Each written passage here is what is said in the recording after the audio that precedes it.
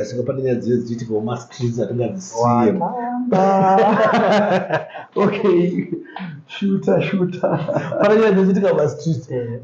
Ndi mano follow page yanyu kudaro. Follow zvichitika especially so rangu kuma Zim celeb ndenge rakavhurika. Ka vari vachiziva reality I pane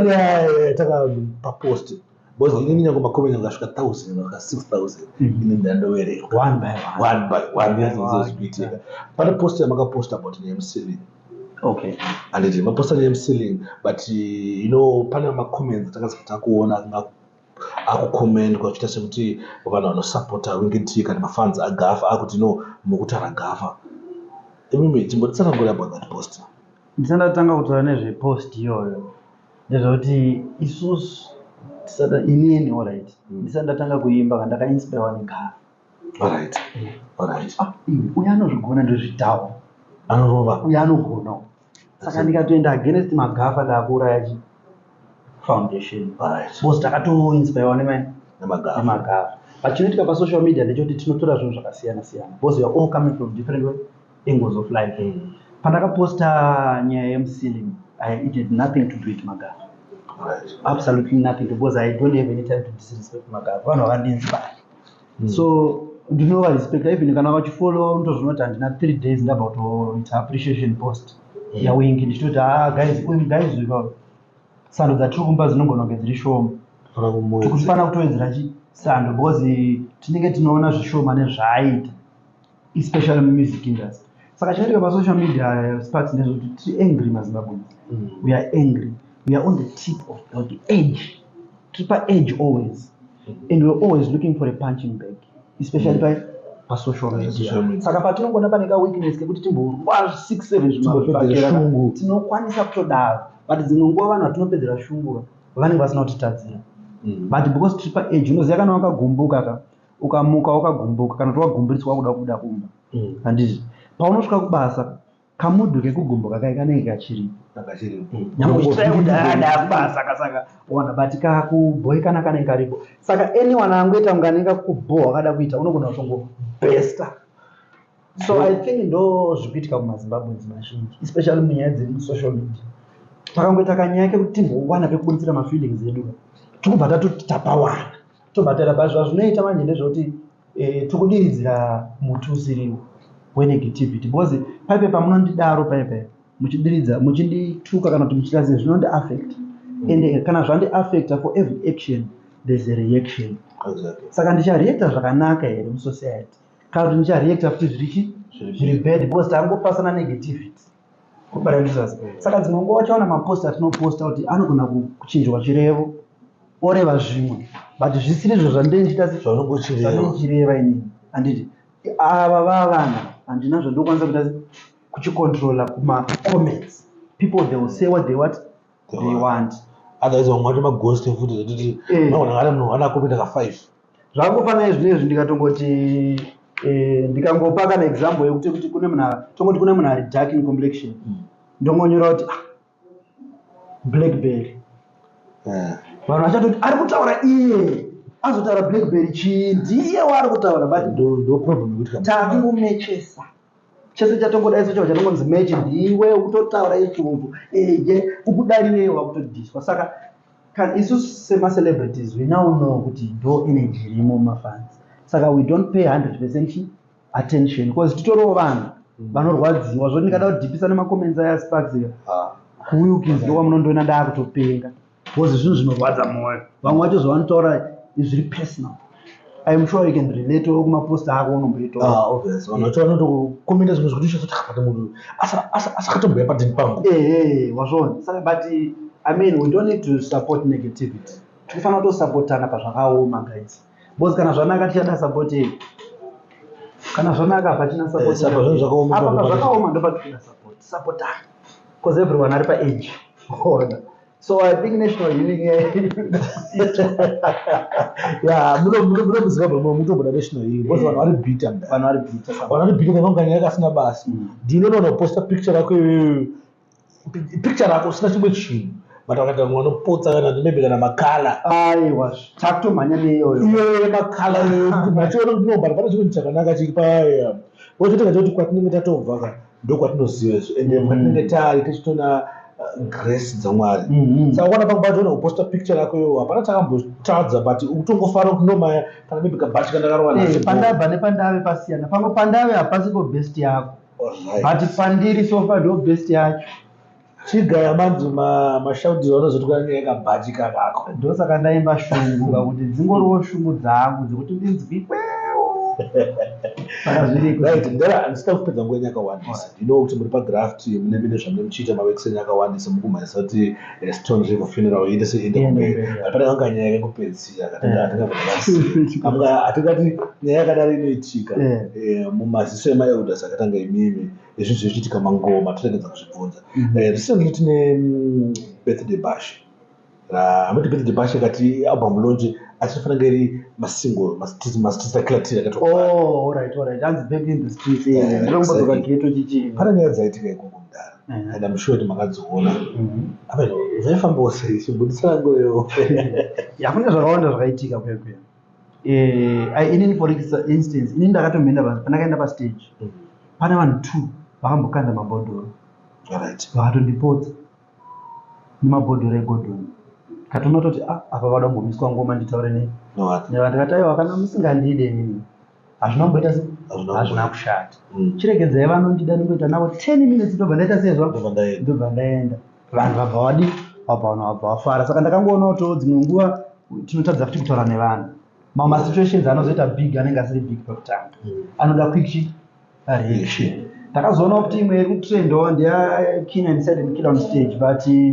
I don't know what was really taking place kuti chii chainyatsoitika but chandakaona ini it's unprofessionalism on stage because time dzakaimba vanhu yemartist kana kuti generally tiri pastage there was unprofessionalism ndakaona because pairatidza kuti pane kusawirirana pairatidza kuti vanhu ava havasi pamwe chete maitira vari kuita chii avari kuita zvinhu ende imwe language yacho inotozotaurwa nepatwaka zvoti vamwe vanogona kutadza kuinzwa but mamwe wacho mawedzi ane simba anenge akuzotaurwa handizive kuti chii chaitika Sparks to be honest with you I don't know but I don't expect zvinhu zvakadaro kuti zviitike unwati on stage kuti vanhu vanotozobozi Kinah is an elder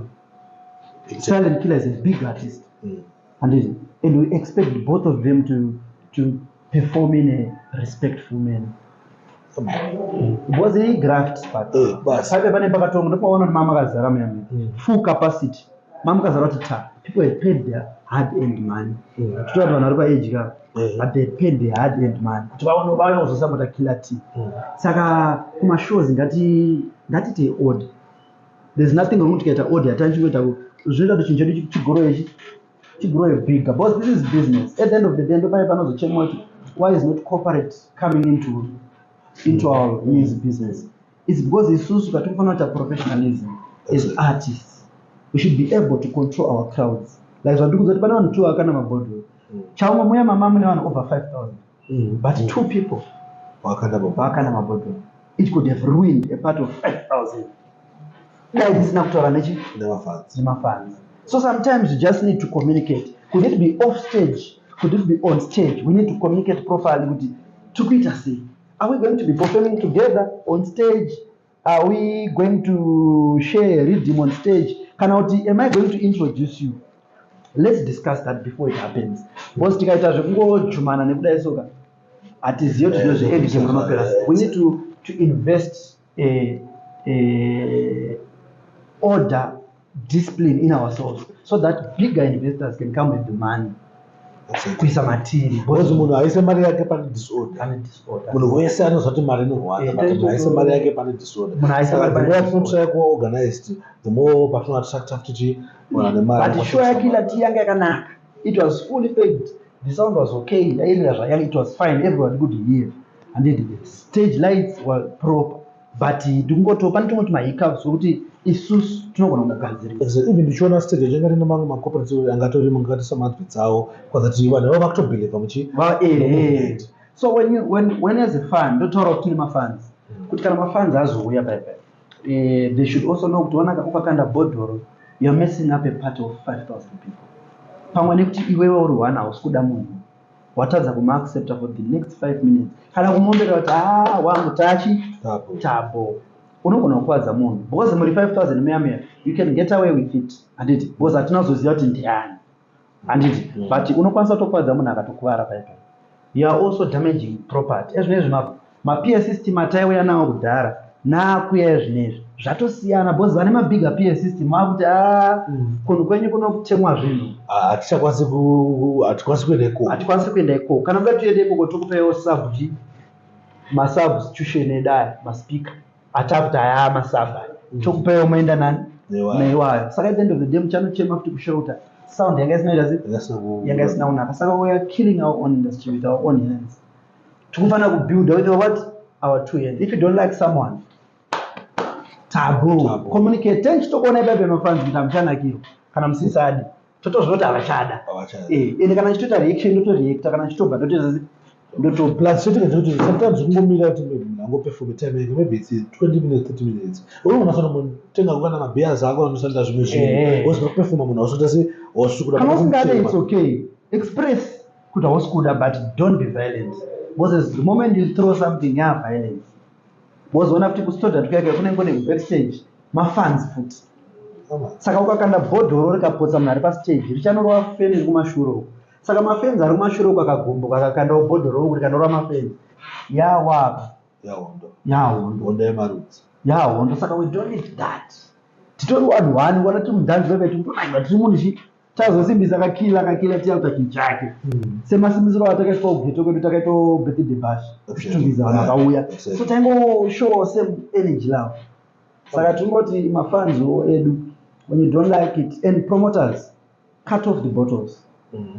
bottles bring plastic tumblers plastic bottles so that yango vanhu vakakanda it's not damaging because if you selling mabhodhoro meya damage yaya momosine kunongeri brother yako inorwa nebhodhoro zvinoitika mukona mudhaya ndakudzani inini kugeto kwandogara inini kuitikizvo ndembeta mapasapasa ekuti ndatoburisa mari yangu toita sei pamwe tadadza kana guest artist anouyawo tomupa mari yefuel tachema naye taita sei but mageto esi musi wakakanda matombo akauya akachema laptop yangu papa kuna pasapasa rakazomboitwa saka muri vangana naSparks makabva mangofa saka zvimwe zvinhu ukatachiura industry yedu kuti ndakusvikatora iti ndaburisa mari yangu andika ndaya masystem ndaita sei ndauya but ndakutobva fundire lose laptop yatagara ndinayo patona kupotswa kutotemwa ziso wakudzokera pateni mukadza kuti kuiwo Djsparks mari yakaburitsa yangu yakutemesa ziso saka zvimwe zvinhu zvoda kuti mafans edu anzwisise kuti unowangu vanhu vari behind vane passion nechinhu vari kuitira zvinhu mimi ende vada kuti industry iende kumberi saka I think mafans ada kuti anzwisise papo saka ndaka yai ndangoti saelder ukataka kutarisai muri maelders egenre saka hatingangoti nyaya yakadaro inoitika then toregedza kuibvunzawo kuti semaelders mukuona sei haiwa ipapo wagona indomona kuti kwete kuti pamwe ndinoziva Sparks kana kuti I'm the best no but I think professionalism will take us far. Exactly. Let's dress professionalism, let's react professionalism, let's speak professional language on stage. Because no masses let's not provoke, let's not be provocative, let's be joyous. Kati fara itri mwana tungonakira because loading indira women lekufara wisdom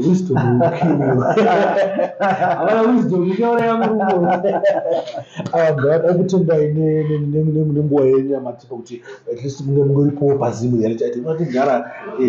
ndonzokufara singaite katine kuti hostonga elders yakatanga imimi pamaplatforms but all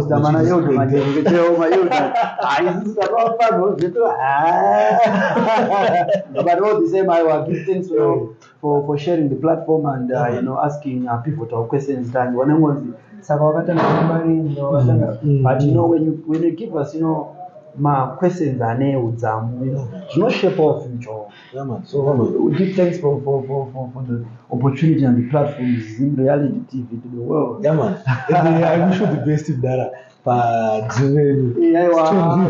service Stone River we want people to come and join Stone River funeral services because to as little as $2.50 even mageto chanafoda apana ndekuti adzimirire mudhara kana kuti katasati day munhu ari kutambura paday ari kudya mari plus or minus $1 saka wakaseva 2-3 days watone mari yekuti yonyanga pakazwana zvinoita sei zvinoitika. Kana vanhu vachizodawo more information kuti aukani ndine mhuri yangu, ndinobva ndangoisawo plus 2 madhoni angu ndina vabereki vangu, ndobva ndaisawo vabereki vangu papolisi. Takangotaurana kuti alright, pa$250 wakutopa mari kuti paino mubereki wakutopawo tichingotaurana, because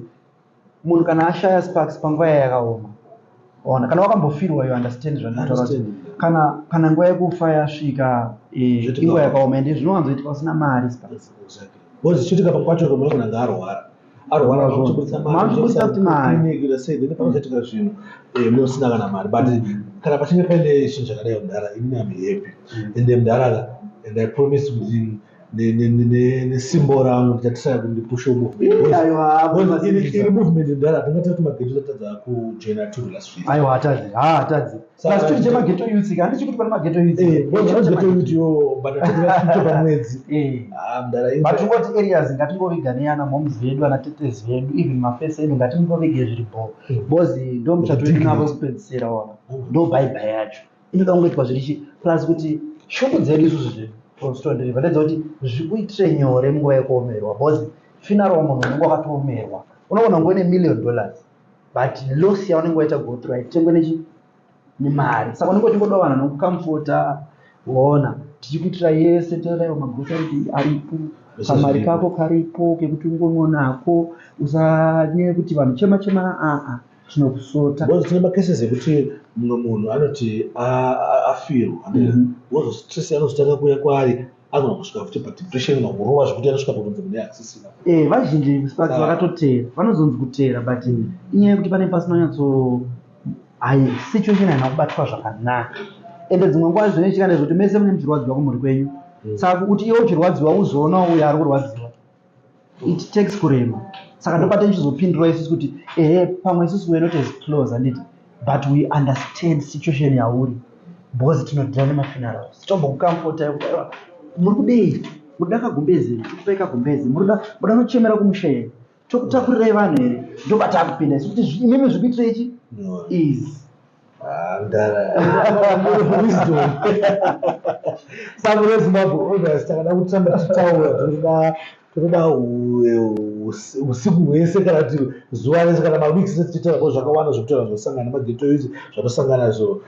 muupenyu, but mudhara sotoya kwanaita kuti mudhara ini ndiri willing mudhara kuti ndipushe movement nekugona kwangu, saka amene kuti amungandovanovekana ngetioro kungoti vanosiya vanhu vakadaro vasparks ndokutorera chinhu pane chikuita nechitawo t-shirt yako sparks t-shirt sparks ndakadumbura ndinaro right cape yagara t-shirt yagara iwo kunyora kana zvinhu zvako woenda zvako nedhairi rako 2023 Stone River everything Stone River tena ngoti zvose Stone River aiwa mudhara vision yacho ma1 anyway muri Zimbabwe. Thanks for watching, thanks for supporting Zim Reality ITV, thanks nekusubscribe. But guys, setup panapa, you know kuti Guspy Warrior the artist and the platform yaanoisa music kuti tofanira kuti tisingasare like masong anoda kuuya pane zvakawanda zvakabuda before, saka kuti time yakapfuura Guspy kuti ukumirira shade ukumirira bluetooth nguva yatari saka atinofanira kusearcha pa YouTube kuti Guspy Warrior music channel inobva yabuda masubscriber kwanakira kuti anytime panobuda chinhu unobva unonotifaiwa saka muri Zimbabwe iyo zvainokuti panapa Zim Reality ITV pamafans aGuspy Warrior akawanda angaitoshare kuti music yaGuspy tiona kupi. So guys, munosubscribe mobva manofollow even pa Facebook page, it's Guspy Warrior and Guspy Warrior everything Guspy Warrior. So I'm blessed king. Anyway, don't forget to subscribe Zim Reality ITV. Always remember, fear not, sin not, whether you like it or not, the truth is the truth.